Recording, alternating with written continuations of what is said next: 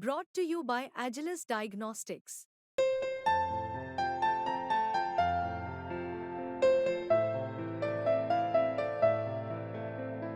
Agilus Diagnostics.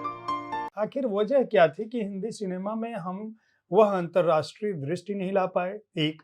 दूसरा, हमारे सिनेमाओं में आपने कहा एक फ़िल्म का नाम लिया कि 1000 करोड़ कमा ली, लेकिन बाकी उसी तरह की 1000 फ़िल्में उसी दौर की, वो कचरे के डब्बे कचरे में डब्बे में जिनका कोई ज़िक्र नहीं कोई करता। ज़िक्र नहीं करता। तो हमसे चूक कहाँ हो रही है? क्या हम फ़िल्म फेस्टिवल के लिए फ़िल्म नहीं बना रहे हैं? या हमारे सिनेमा के सरोकार उस तरह से आम व्यक्ति जनजीवन से नहीं जुड़े हैं या समाज से नहीं जुड़े हैं, या उनमें वह संवेदनात्मक दृष्टि या तकनीकी कौशल, मैं दोनों को जोड़ूँगा क्योंकि सिनेमा कोई एक माध्यम नहीं है। आपने कहा कि कला के रूप में उसको मान्यता अगर हम दें, तो सिनेमा केवल माध्यम नहीं है, केवल मीडियम नहीं है। हम पर्दे पे जो देख रहे होते हैं उसके पीछे बहुत सारा सैकड़ों लोगों की मेहनत होती है। कहाँ कमी है हमसे? कहानी में चूक है, तकनीक में चूक है, अभिनय में चूक है, प्रस्तुति में है, निर्देशन में है, या धन की का अभाव है? आखिर दिक्कत कहाँ पर है? ज्ञान, विचार और संवेदना हमारी पूरी फ़िल्म इंडस्ट्री से गायब हो गए। ज्ञान, विचार और संवेदना, और वो आज जो फ़िल्में बन रही हैं, वो कॉमिक्स गेम से ज़्यादा नहीं है। Nothing more than comics game. आप अपना बच्चे खेलते हैं ना कॉमिक गेम, वही है। जो टेक्नोलॉजी हमारे सिनेमा में दिखाई जो जो अभी बड़े मियाँ छोटे मियाँ आई है एक्शन फ़िल्म, वो एक कॉमिक गेम है, उसमें संवेदना है ही नहीं। जो राष्ट्र प्रेम की बात उसमें होती है, वो दर्शक के दिल तक पहुँचती ही नहीं है। और राष्ट्र प्रेम तो जागृति फ़िल्म, आपको याद है बचपन में जागृति आई थी, उससे राष्ट्र प्रेम की भावना पहुँचती थी। दोस्ती फ़िल्म आई थी एक राजश्री प्रोडक्शन की, उससे वो पहुँचती थी राष्ट्र प्रेम की भावना।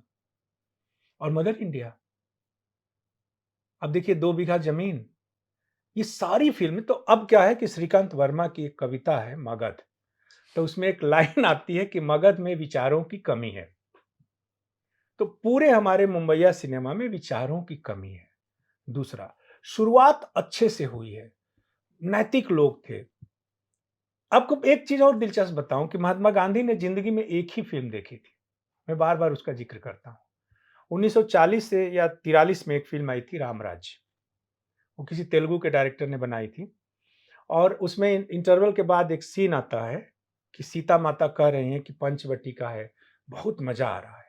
अब गांधी की नैतिकता अपनी माँ के मुँह से ये डायलॉग बर्दाश्त ही नहीं कर पाई कि माँ भी मज़ा ले सकती है। ओहो!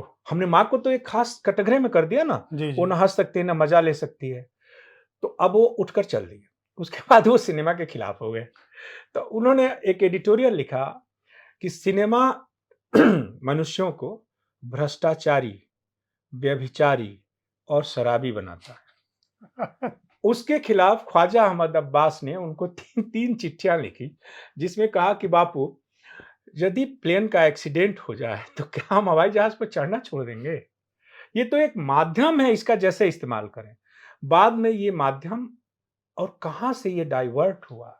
हमारी शुरुआत सत्य, अहिंसा और धर्म से हुई थी, नैतिकता से हुई। राजा हरिश्चंद्र हमें क्या शिक्षा देता है? पहली फ़िल्म जो भारत की मानी जी, जाती है जी, ना, जी, जी। वो शिक्षा देता है त्याग की, सत्य की, वचन का पालन करने की। ये सब ना हमारी शुरुआत यहाँ से हुई है। लेकिन जो पहली ब्लॉकबस्टर फ़िल्म होती है हमारी हिस्ट्री में, वो थी अशोक कुमार की किस्मत। एंटी हीरो, अशोक कुमार उसमें क्रिमिनल हैं, और वो फ़िल्म ब्लॉकबस्टर होती है। यानी कि हमारे दर्शकों के भीतर जो राक्षसी प्रवृत्तियाँ हैं, जो नेगेटिविटी है, उसको सिनेमा संतुष्ट करता था। तो बाद में यही सिनेमा आगे जाकर गैंगस्टर का सिनेमा बना, आप ध्यान दीजिए। और गैंगस्टर में क्या हुआ? हमारा नायक कौन बना? Robin hood syndrome. जैसे कि अमीरों को लूटे, गोली मारे, गरीबों को बाँट दे, तो वाह-वाह हम ताली बजाते हैं।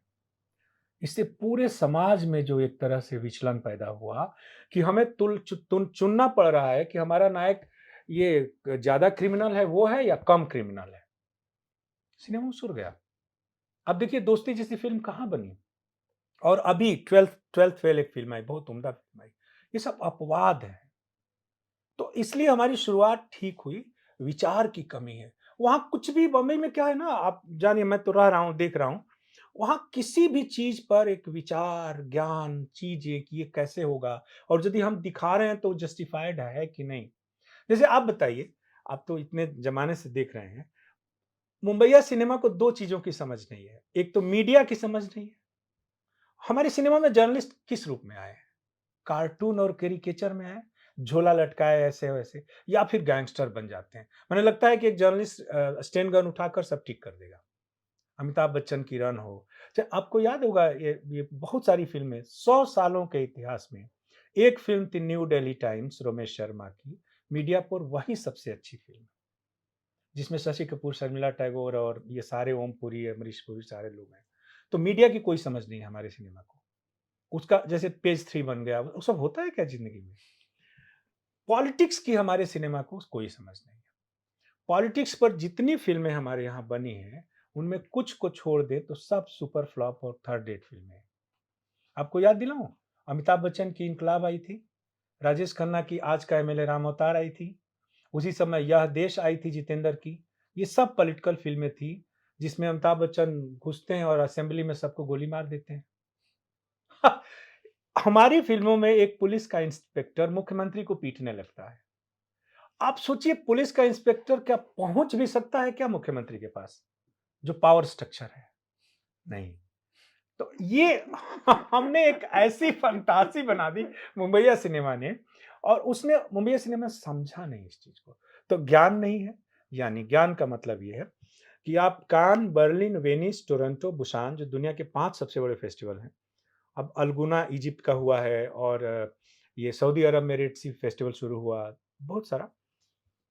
उनमें जो बायोडाटा में पढ़ते हैं फ़िल्मकारों के नाम, तो वो किसी न किसी फ़िल्म स्कूल से निकले हुए लोग होते हैं। हमारे यहाँ मुंबई में किसी का बायोडाटा लिख दीजिए, किसी ने कोई पढ़ाई नहीं की है सिनेमा की। तो आप मुझे बताइए कि यदि मैंने एमबीबीएस पास नहीं किया और सर्जरी नहीं सीखी, तो आपके हार्ट का ऑपरेशन कर सकता हूँ।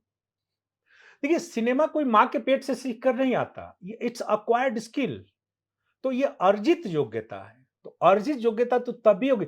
सत्यजीत रे ने पढ़ाई की थी।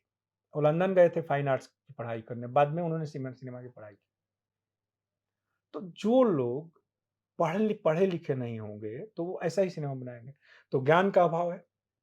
दूसरा है कि विचार का अभाव है। विचार शून्यता है वहाँ पूरा का पूरा फ़िल्म इंडस्ट्री में। तीसरा है संवेदना का अभाव है। मैंने लालच मैंने लिखा भी है कि लालच, कामचोरी, धोखा और भ्रष्टाचार मुंबईया सिनेमा के डीएनए में आ गया। तो वहाँ ईमानदारी से कोई काम करके पैसे कमाए, ये कोई सोच ही नहीं सकता।